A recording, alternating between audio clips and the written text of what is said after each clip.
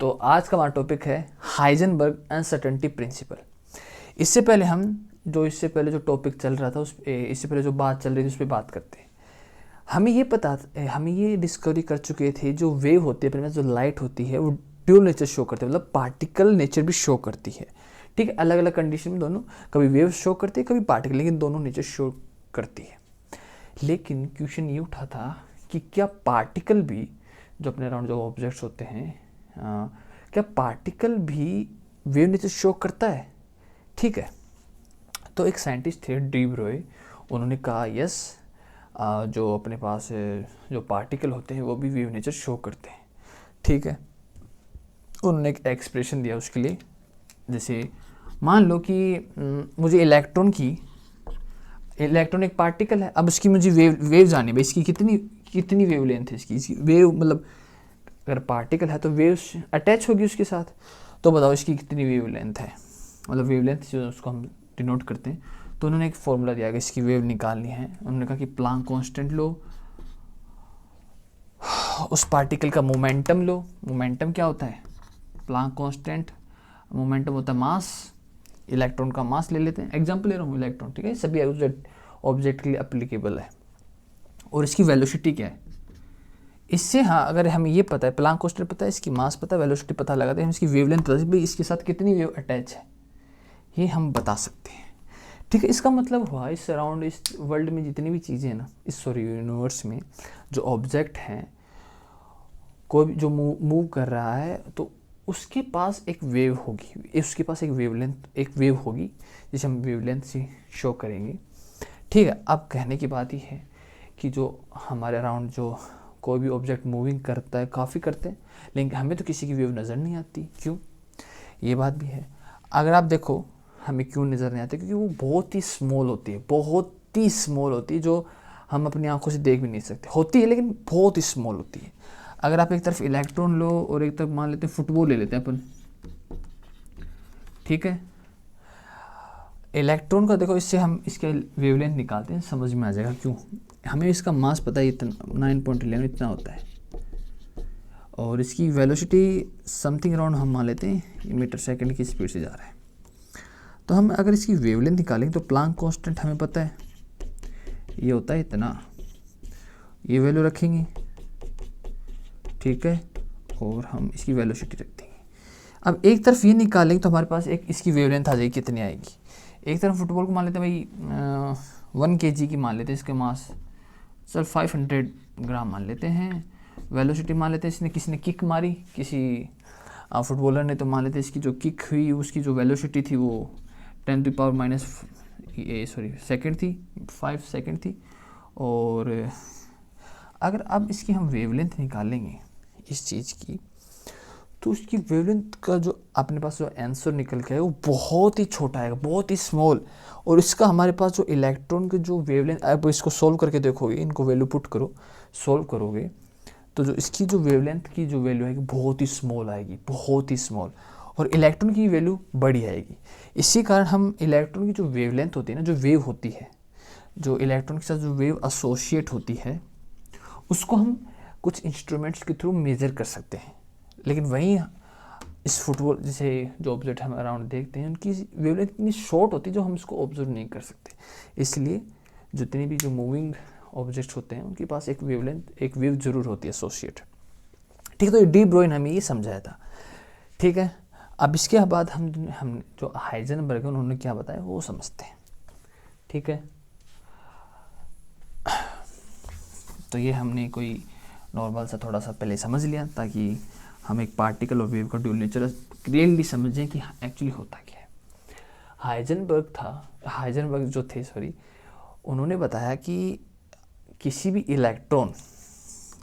Electron की जो position होती है और जो उसका मोमेंटम होता है, जो मोमेंटम एम वी जो पी जो मोमेंटम होता है और जो पोजीशन होती है, मान लेते हैं पोजीशन एक्स से डिनोट कर देते हैं, इन दोनों को हम एक साथ मेज़र नहीं कर सकते। ठीक है, इन दोनों को हम एक साथ मेज़र नहीं कर सकते, ये हाइजेनबर्ग ने कहा। क्या तो हम एक बार में पोजीशन ही बता सकते हैं, क्या एक बार में उस इलेक्ट्रॉन की मोमेंटम भी बता सकते हैं, लेकिन दोनों हम एक साथ नहीं बता सकते।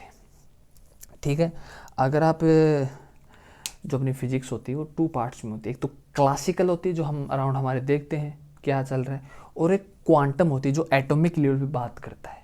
अगर इन दोनों के बीच में एक डिफरेंस देखा जाए तो वो ये भी होता है कि हम जब क्वांटम लेवल पर आते हैं, जब एटॉमिक लेवल पे आते हैं, तो हम पोजीशन और जो मोमेंटम है, हाइजेनबर्ग ने जो बताया था, जो पोजीशन और जो मोमेंटम है वो हम एक टाइम पर दोनों नहीं बता सकते। क्या तो हम पोजीशन नहीं बताएंगे, मोमेंटम बताएंगे, लेकिन हम क्लासिकल वर्ल्ड में आते हैं, जो हम अराउंड हम देखते हैं, अर्थ जो जितने भी अराउंड हमारे ऑब्जेक्ट्स हैं, हम किसी भी कार की, मूविंग कार की हम पोजीशन भी एक टाइम बता सकते हैं और उसकी मोमेंटम भी एक टाइम बता सकते हैं। तो ये भी एक डिफरेंस आता है क्लासिकल और क्वांटम फिजिक्स के बीच में, वर्ल्ड में, सॉरी फिजिक्स तो क्यों, वर्ल्ड में बताते हैं। चलो ठीक है, तो एक हमने कोई साइड इन्फॉर्मेशन निकाल के लिए, अब इसको आगे देखते हैं। तो चलो ठीक है, क्यों ऐसा क्यों होता है, जैसे अगर आप एक्स अगर पोजीशन ढूंढने जाओगे ना, तो जो अपने पास मोमेंटम है उस इलेक्ट्रॉन का, उसकी जो वैल्यू है, जैसे इसकी हमें मिल गई, जैसे मान लो एक बड़ी वैल्यू मिल गई हमें, लार्ज वैल्यू मिल गई, तो इसकी हमें टू स्मॉल बहुत छोटी वैल्यू मिलेगी।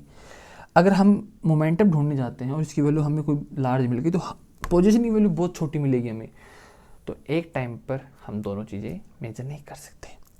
तो इन्होंने एक इसका एक थोड़ा सा इक्वेशन दी, थोड़ी सी इक्वेशन दी, वो देख लेते हैं, थोड़ी थाड़ी, काफ़ी थोड़ा हो गया चलो इसकी हम, उन्होंने जो इक्वेशन बताया, उन्होंने कहा कि अनसर्टेनिटी उसकी पोजीशन में, अनसर्टेनिटी उसकी मोमेंटम में, और ग्रेटर देन इक्वल h/4 पाई।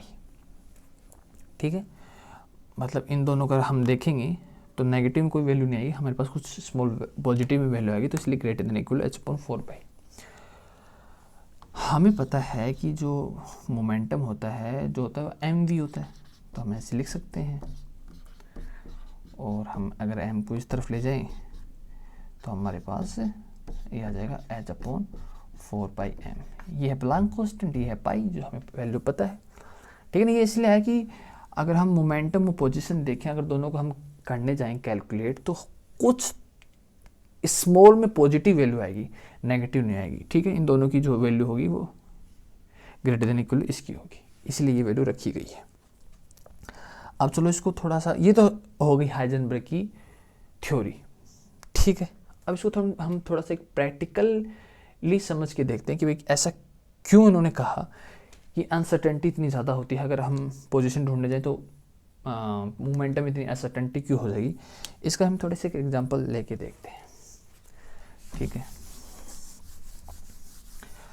तो सबसे पहले अपने ये वापस फॉर्मूला लिख लेते हैं जो इक्वेशन बताई, del x position velocity h/4 pi है। और ये बात उन्होंने किसके लिए बताई थी, इलेक्ट्रॉन के लिए। तो इलेक्ट्रॉन के लिए हम पहले ये वैल्यू निकाल लेते हैं, इलेक्ट्रॉन की निकल जाएगी वैल्यू ईजिली। इलेक्ट्रॉन तो ये इधर रख लेते हैं, इधर रख लेते हैं। प्लांक कांस्टेंट की वैल्यू हमें पता है, वो होती 6.26 - 34। 4 पाई की वैल्यू होती है ये। इलेक्ट्रॉन का मास कितना होता है, 9.11 × 10⁻³ (31). जब इसको हम सोल्व करेंगे ना, तो हमारे पास एक ये वैल्यू आ जाएगी अपने पास। ठीक है, ये अपने पास इसकी वैल्यू आ जाएगी। तो अपने पास ये साइड की जो वैल्यू अपने पास निकल के आ गई।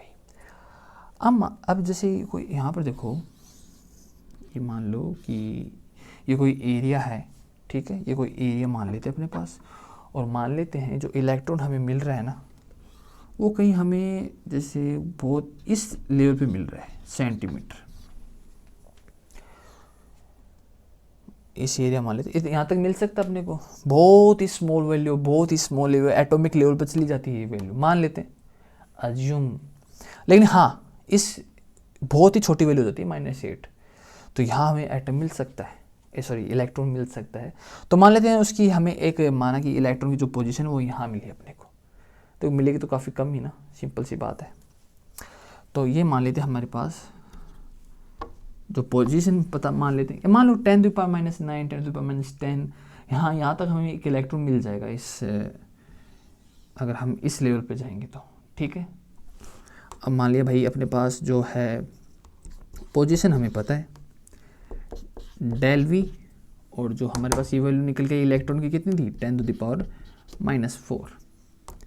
अगर हम वेलोसिटी निकालें तो 10⁻⁻⁴ अपॉन 10⁻⁻8, ये ऊपर जाएगा कितना हो जाएगा 10⁻⁴, 10⁻⁴ मीटर सेकंड कुछ मान लो आप, ठीक है। अब देखो जो हाइजेनबर्ग ने बताया था वो यहीं प्रूफ हो जाता है। एक तरफ अगर हम ये वैल्यू देखें तो देखो एक तरफ तो इसकी पोजीशन कितनी है 10⁻⁻8, वहीं अगर हम एक तरफ इसकी वेलोसिटी देखें तो कितनी, दोनों वैल्यू में फ़र्क देखो आप, कहाँ एकदम स्मॉल वैल्यू आ रही है, कहाँ इसकी जो वेलोसिटी है वो कितनी ज़्यादा आ रही है। तभी बस ये टू लार्ज आ रही है वैल्यू और ये टू स्मॉल आ रही है। बस ये अनसर्टेनिटी उन्होंने समझाई थी कि एक टाइम पर हम दोनों चीज़ कैलकुलेट नहीं कर सकते। तो आई थिंक ये एग्जाम्पल से आपको क्लियरफाई हो गया होगा कि हाइजेनबर्ग ने हमें क्या समझाया था। तो ये टॉपिक में इतना ही था, आई थिंक आपको समझ में आ गया होगा।